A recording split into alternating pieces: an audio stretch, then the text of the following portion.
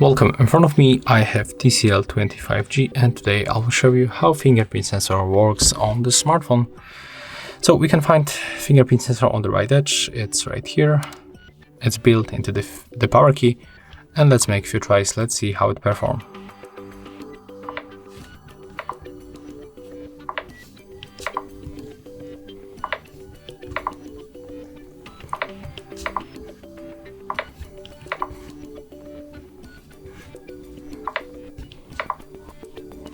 So we can simply put your finger on the sensor, then put it back. You can also slide from up or down. It will be unlocked. You don't have to press it, but you can for sure take a look. It will be still unlocked. So this sensor works every time, so that's the good point, but it's not really fast. So I mean, it's not that bad, but definitely it's not the best sensor that you can find in smartphones. And that's all. If you find this video helpful, remember to leave a like, comment and subscribe to our channel.